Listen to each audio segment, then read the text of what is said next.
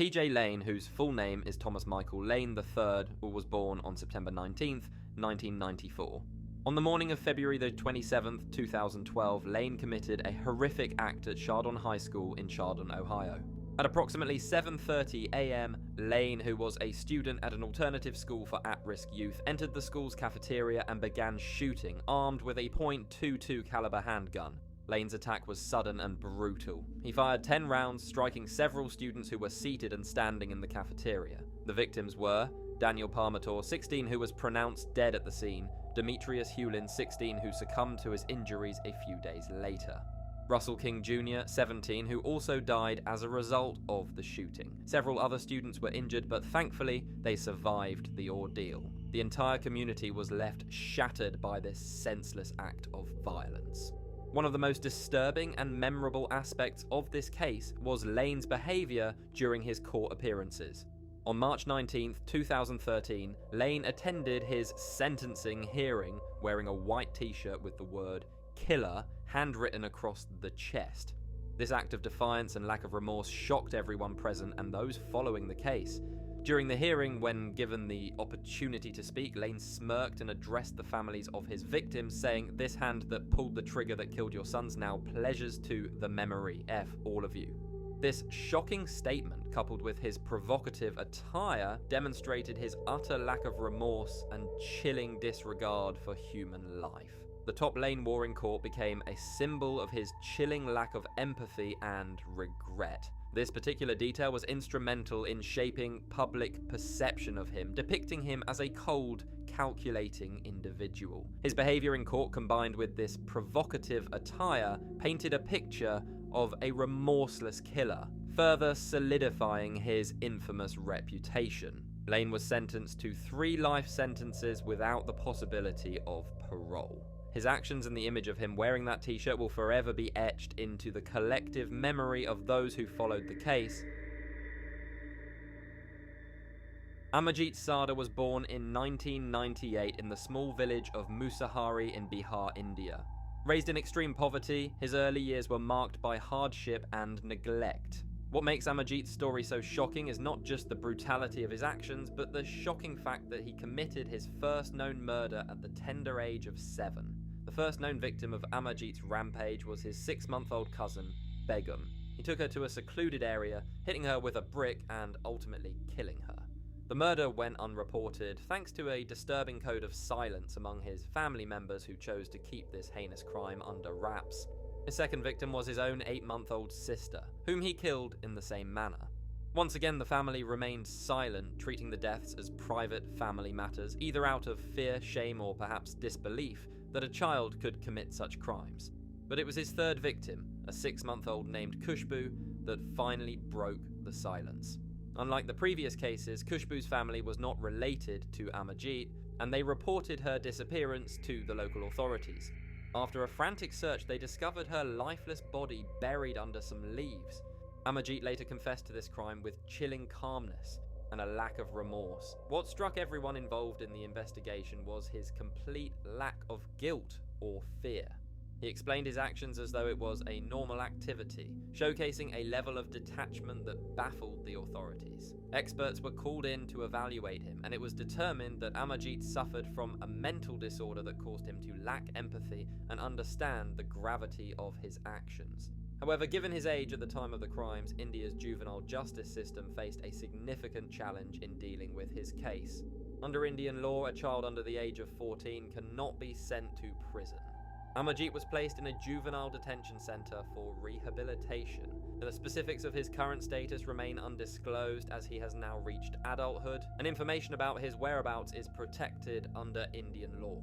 AMARJEET SADA's case raises troubling questions about the nature of evil, the psychology behind child criminals, and the effectiveness of the juvenile justice system. It's a grim reminder that even in the most unexpected places, horrifying darkness can exist. On January 29, 1979, 16-year-old Brenda Spencer committed an act of senseless violence that left a devastating mark on her community and the country. Brenda Ann Spencer was born on April 3, 1962, and lived in the San Carlos neighborhood of San Diego, California. From an early age, she exhibited signs of troubled behavior.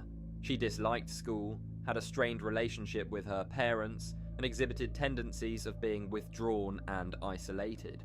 Her father, Wallace Spencer, reportedly had a significant impact on her disturbed state. Their home life was less than ideal. There were financial difficulties and emotional neglect. Wallace, even after divorcing Brenda's mother, reportedly continued to exert an unhealthy control over Brenda's life. In December 1978, Wallace Spencer gave Brenda a gift that would soon lead to tragedy: a Ruger 10/22 semi-automatic .22 caliber rifle with a telescopic sight and 500 rounds of ammunition. When questioned about why he had given Brenda such a dangerous gift, especially given her behavioral issues, Wallace's chilling response was, "I asked for a radio, and he bought me a gun." On the morning of January the 29th, 1979, Brenda took up a vantage point in her home directly across the street from Cleveland Elementary School. As children gathered outside the school waiting for the gates to open, Brenda began shooting. She fired 36 rounds over a span of 20 minutes. The principal of the school, Burton Ragg, and the custodian, Michael Suka, were both killed while attempting to protect the students. Additionally, 8 children and a police officer were wounded in the attack. Brenda was apprehended after a 6-hour standoff with the police. When asked why she committed this heinous act, her response was callous and devoid of empathy. She said, "I don't like Mondays. This livens up the day." Brenda was tried as an adult and pled guilty to 2 counts of murder and assault with a deadly weapon. She was sentenced to 25 years to life in prison. Over the years, she has been denied parole multiple times, with the parole board citing her lack of remorse and her continued potential for danger. The Cleveland Elementary School shooting shocked the nation and brought to light the issue of gun violence in schools, a topic that remains tragically relevant today. Eric M. Smith was born on January the 22nd, 1980 in Steuben County, New York. From a young age, Eric had significant difficulties growing up in a troubled environment. He was often the target of relentless bullying due to his red hair, thick glasses, and protruding ears, elements that made him stand out among his peers. Eric was known to have behavioral issues and struggled socially, often displaying signs of anger and frustration. He had been diagnosed with a conduct disorder and had learning disabilities, adding layers to his already challenging life. The incident that Eric Smith is most infamous for occurred on August 2nd, 1993. At the age of 13, Eric lured a 4-year-old boy named Derek Roby into a wooded area near their homes in Savona, New York. Tragically, Eric then brutally assaulted and murdered Derek, committing an act that shocked the nation. Eric was apprehended a few days after the murder. During his trial, it was revealed that Eric's rage and violent behavior were likely manifestations of his deep psychological struggles, stemming from years of abuse and neglect. The prosecution and defense both presented complex arguments, making this one of the most distressing and discussed juvenile cases in American history. In 1994, Eric Smith was convicted of second-degree murder and sentenced to the maximum term for juveniles, 9 years to life in prison. His case has since been a focal point in discussions about the juvenile justice system and the treatment of young offenders with mental health issues.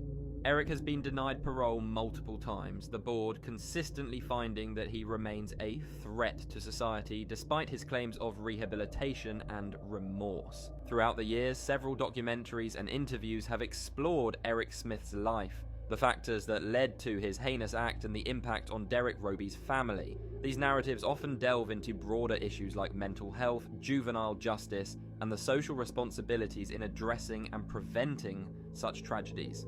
Recent years, Eric has expressed remorse for his actions and has pursued educational and therapeutic programs while incarcerated. Yet the question remains whether his actions as a 13-year-old should define his entire life, or if there is a path to redemption. Craig Chandler Price was born on October 11, 1973 in Warwick, Rhode Island. Unlike many notorious criminals, Price's background was relatively ordinary. He grew up in a suburban environment, got average grades, and was known to be an outgoing boy. But beneath this seemingly normal facade lurked a haunting darkness. In 1989, at the age of just 15, Craig Price became one of the youngest serial killers in American history. What truly shocked the public wasn't just his age, but the brutality of his crimes. Craig Price's spree of violence began on September 1st, 1989, when he broke into the home of Rebecca Spencer, a 27-year-old mother of two. He brutally stabbed her 58 times, leaving a crime scene filled with horror and despair. The heinous nature of this murder left the police and community baffled. 2 years later, Price's terrifying tendencies resurfaced. Joan Heaton, a 39-year-old woman, and her two daughters, Jennifer aged 10 and Melissa aged 8, became his next victims. Craig broke into their home, attacking them with a ferocity that still chills those who recall the details. Joan was stabbed 57 times, Jennifer 62 times, and Melissa 30 times. What was even more terrifying was that Price felt no remorse.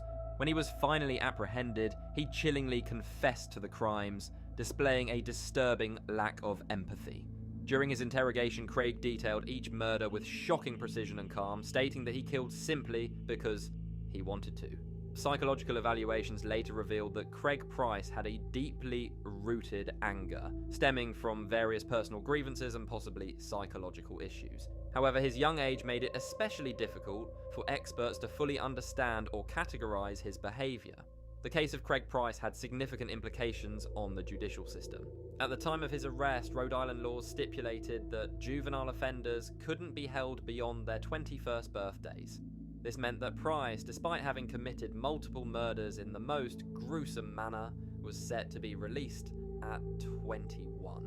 Understandably, this caused public outcry and a push for legislative changes. As a result, laws were swiftly amended to ensure Price could be kept behind bars for longer, considering the threat he posed to society.